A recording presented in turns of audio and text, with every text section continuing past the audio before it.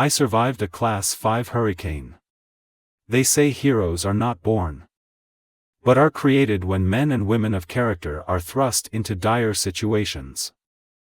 Many heroes emerged that fateful day.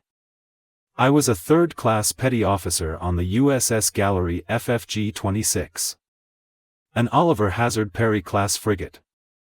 445 feet forward to stern. With a 22-foot draft. We were qualifying the ship off the shores of Guantanamo Bay, Cuba, in the Caribbean Sea. September of 1989. After 40 days of war games with other ships, submarines and aircraft, the crew had qualified the ship's weapons and damage control ability levels for war. We made port in Roosevelt Roads, Puerto Rico. September 16. The water was so blue. From the pier you could see clear to the bottom. The next morning was hot and humid. I was hungover from a night at Rosie's, the only bar close to the pier. That morning on shit duty, packing the stores from the pier into the mess deck freezer. My head was pounding and my body sweating in the humid sun. We set sail before noon into red skies. Once we made open ocean, the ship rocked gently. The next day we awoken to gray skies and stormy seas. Nothing we hadn't prepared for, but it was getting a little rough. 30-foot seas we rode into the night. At 2 a.m. the ship rocking and rolling, we mustered on the O3 level with Kapok life jackets on, preparing to playing tug-of-war with an approaching fueler ship. Taking on fuel was essential. If you run out of forward motion, we are dead in the water. Taking on fuel was a nightmare. Waves splashing up over the O3 level. The flood lights from the fueling stanchions flooded the top deck in the dark. We struggled to stay on our feet. Laughing, Chief Bosun Mate assured us the shark repellent will work if you go over the side. All of our training and disciplined teamwork, we made short work of the refueling evolution. Not being our first and won't be our last. The two ships performed an emergency breakaway, securing the operation, pulling away from each other as each ship crashed through the waves into the dark. Once we took on fuel, we were going to be able to make it to our home port. 3 hours later, things took a turn for the worse. I remember waking up, my back against the strap of my top rack, dangling, the ship on its side. The thunder of waves crashing, objects smashing and people yelling. I was confused, trying to understand what was happening. As the ship flipped back over, I gained my feet and heard the captain come over the 1MC. General quarters, I've been in the service 30 years and I've never seen seas this rough, he said. I scrambled to my feet, putting on my dungarees and boots, scrambling up the ladder well. The rest of the crew cleared out and went to their repair parties. Everything dog zebra, the 4 men with me made it to the aft of the ship. The ship pitching up and down 50 feet violently made it impossible for us to maintain our feet. Holding onto the bulkhead, we grabbed our flash gear and artificial breathing apparatus. The call came immediately to abandon our post and muster amidship. Immediately we fought our way forward back to the midship, dogging each bulkhead, hanging on as we made our progress forward. When we arrived in the mess deck, crewmen were working on broken pipes. The upper and lower fire main loop had broken. They quickly addressed the flooding in the space.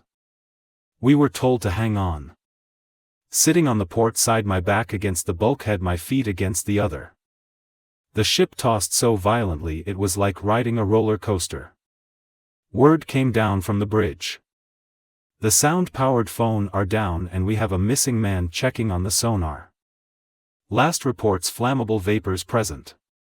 I was told to fire off my OBA and make my way forward to investigate.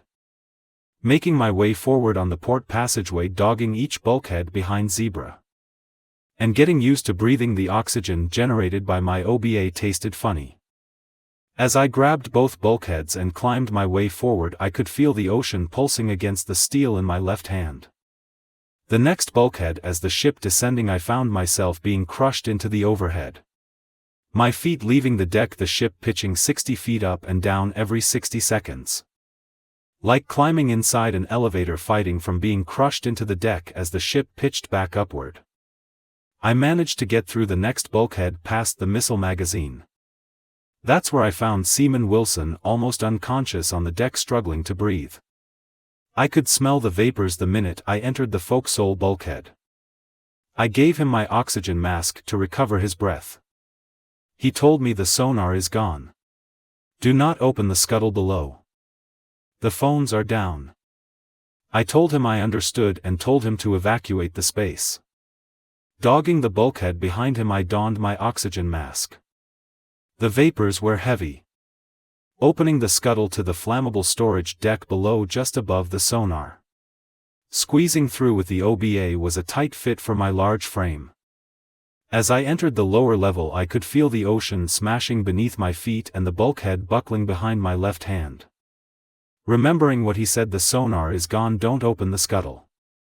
I had no intentions of doing so. I looked to my right to the flammable storeroom, the source of the vapors. The potential for an explosion crossed my mind as I clutched the brass key to the lock.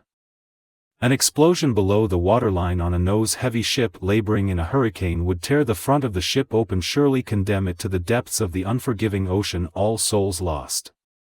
Opening the door, holding on as the ship pitched violently up and down. I resecured the container, vented and evacuated the space. Thankful no explosions had occurred. I made my way back to the bridge to give my report to the captain. As I arrived in front of combat systems, I looked up the ladder. Well, the only hatch opened, exposing the bridge. I began to climb when suddenly felt myself lighter, being forced up the ladder. Well, as I rushed onto the bridge, I witnessed a wall of water rise past the bridge windows over the O3 level, submerging the entire ship. Holding on, I realized the ship is going to be underwater and then pop back up. The captain and other officers were strapped in with life jackets and helmets on, riding the 60-foot waves. Seaman Zerby strapped into the helm, driving the ship's rudder at the captain's commands. I gave the captain my report.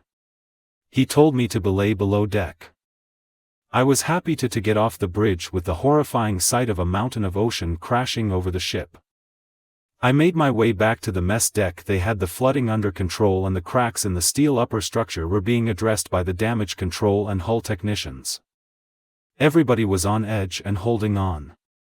The ship pitched violently, crashing through 60-foot waves, 160-mile-an-hour winds, the engines full speed at 40 knots. The ship was making 7 knots forward progress. Within the next 2 hours the seas began to calm as our ship approached the eye of the storm. Our progress from Cuba to Florida had been interrupted by Hugo, a Class 5 hurricane off the coast of Florida, making its way north to South Carolina. Our ship took a 42 degrees roll to the starboard starting off the morning. That afternoon we passed through the eye of Hugo. Seas became eerily calm for about half an hour, then turned violent again. As Hugo turned to make landfall, causing our ship to course corrected and exit Hugo's fury. The ship pitched violently up and down. The giant gas turbine engines screaming at full speed forward, but our progress was limited due to the ship being nose-heavy. We would find out later the sonar had broken open and flooded, along with other structural fatigue damage. Our journey into the hurricane's fury began again. Holding on in the middle of the ship for the next 2 hours, our ship rode out the backside of Hugo. When the seas became calmer, we took our time to collect everything tossed around, checking every space for flooding as we limped into port. Norfolk, Virginia, the largest naval base in the world. Moonless midnight. I remember the welcoming approach of the tugboats tying up to bring us to the pier. The most amazing sight, the mighty Missouri. God-smacked, I had never seen a battleship before. All dressed up in red, white and blue, gleaming in the spotlights. The hum of the AP units buzzing. That night our ship made it back to port. The professionalism and courage of these brave heroes saved themselves and saved the ship. All service members who serve our nation around the world, putting their lives on the line of duty, are heroes.